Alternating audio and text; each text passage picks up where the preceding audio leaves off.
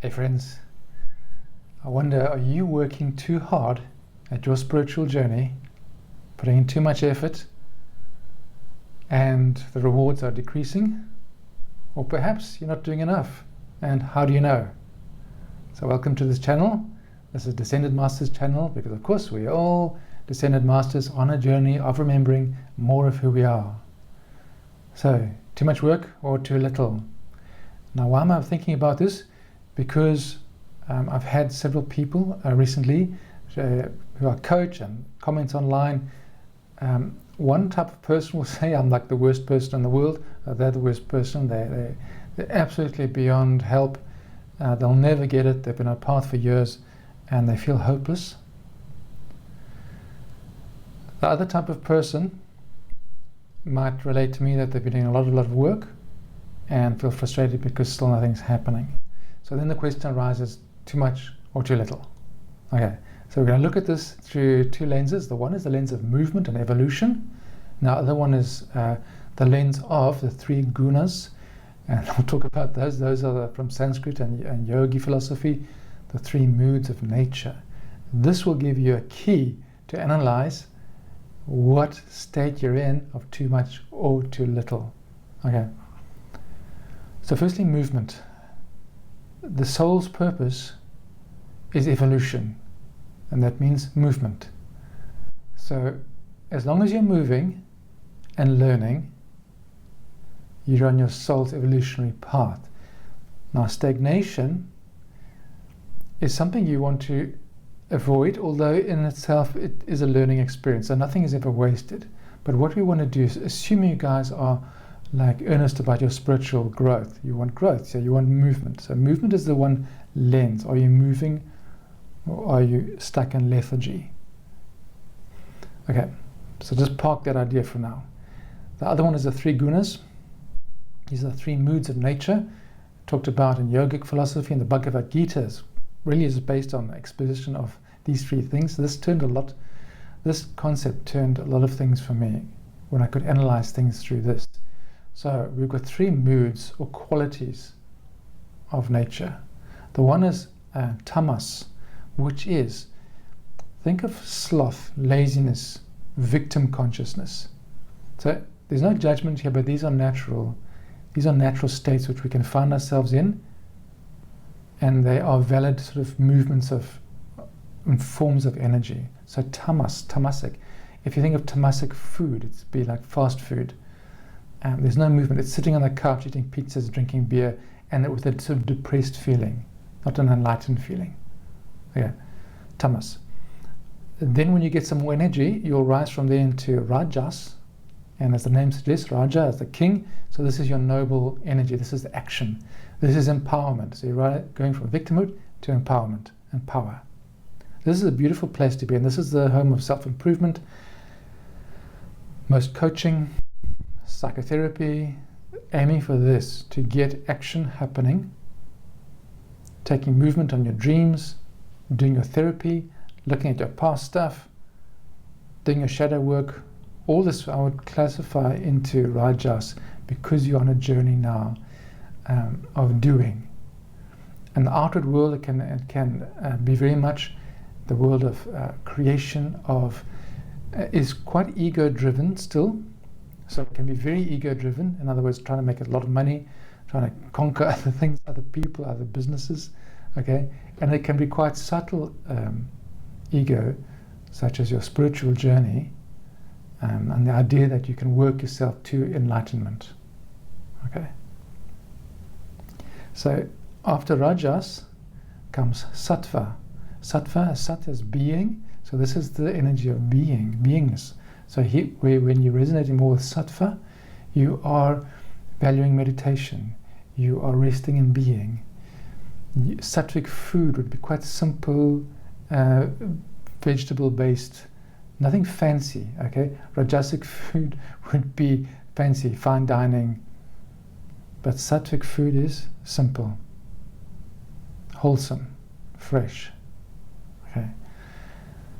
Now, the art of sattva is letting go. So if you think of the motto of this is it's kind of divine surrender. So your motto here is I can't. Now compare that with tamas. There the person sitting on the couch is a victim. He's also saying I can't. But that's a victim, I can't. And then you go to rajas, which is I can do, including spiritual work. And then sattva is I can't. It's not me doing it, it's doing through me. I'm not in control of this. I'm letting go. So can you see, begin to see how we're going to tackle this thing of am I doing too much work or too little? So some of those people who say that they are hopelessly lost, I would like to ask them, and if this is you, I just want to know, have you done, if it sounds like you could either be in tamas or you could be in sattva. But it sounds because you're in pain, you're in a tamasic state. So I'm wondering, have you done enough? Are you doing your spiritual work? Are you doing your find a psychologist or a coach, find an enlightened coach who can work through this stuff. Because guys, especially light workers, we are really, really burdened with stuff, karmic stuff. Especially now, this time, with this shift, an ascension process, we are facing our own past, our own karmas coming up. We are pinged by the world's karma. We are often sensitive type of people. For some reason, light workers also often born into weirdly dysfunctional families. This is all stuff that wants to be probably best cleared through working with others who can guide and help to look into that. And here's the principle of movement. So if you're feeling like so bowed down by your stuff, the first question is, have you done your work? Are you doing your work? If not, get off the couch, do the spiritual work, the psychological work, because that gets movement going. Now you're learning. Now the soul starts feeling on course again. It's happy. You're doing work. Okay, that's part of the journey. Then the other type of people I meet are like they've been doing a lot of work. And they do the courses and the workshops, and maybe they've fallen ill. And they work and they're intending and they're doing everything and they're processing and they're doing their shadow work on this illness and still not going away. And then they'll speak to me about this and it's still not going. They're so frustrated. And I might say, have you thought that maybe this is the point of surrender, that you've done enough and that you can't solve everything and that not everything is meant to be solved? Because here's the little thing of rajas. It is an ego trap in there. And it will catch spiritual people, a lot of us. If I just do enough yoga, if I eat kale, if I eat the right foods, I won't get sick. Power over the virus, if I just eat the right foods.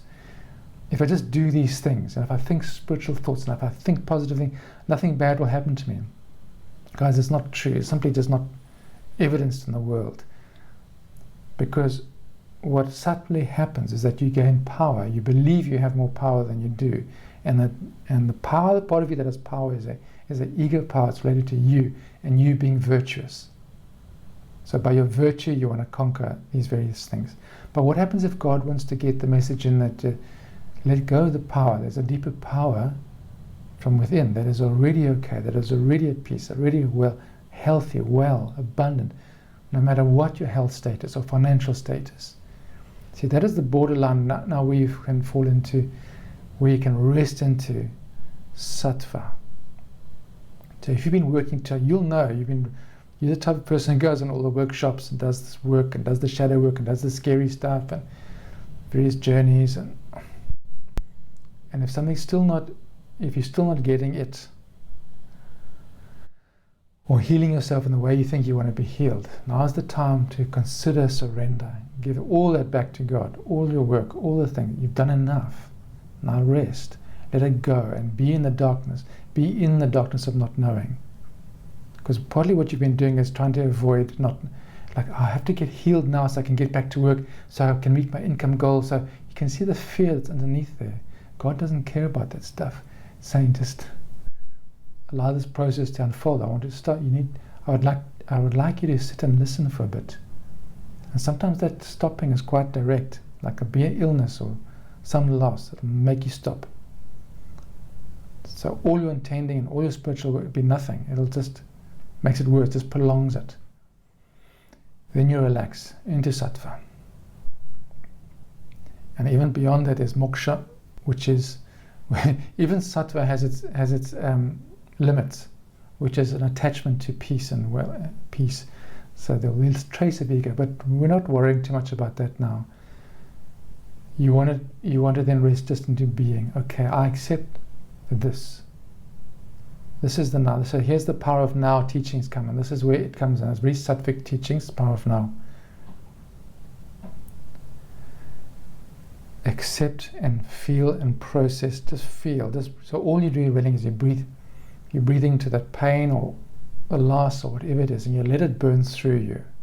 Because the aim of it then is to show you what is underneath. What is underneath is your eternal presence, which needs nothing, which is already everything. You do not get that in the rajas. You do not get that through strenuous yoga training and tending and all this stuff. You don't. You put it away at a certain stage. Okay, so get that. But if you don't do any work, you're going to stay in tamas, which is a lethargic energy. You don't want to do anything. So here's where it comes in. Just imagine you're a coach, and somebody says to you, I'm drowning in my stuff. So to say, what work? Tell me about the work that you've done. Tell me what you're doing about it. If they tell you a story about a courageous story of how much they're doing, then your advice will be that maybe you've done enough. But if their stories, I haven't done anything, I don't know what to do, I don't know, just calmly suggest that maybe they'd like to sit with you for coaching or something to work through, to be witnessed, and so start unraveling that stuff. Because us light workers, we do have lots of stuff, hey? It's either world stuff that's come to us, or it's our karmic stuff that we're calling to heal, or just by being sensitive. We'll have stuff to heal.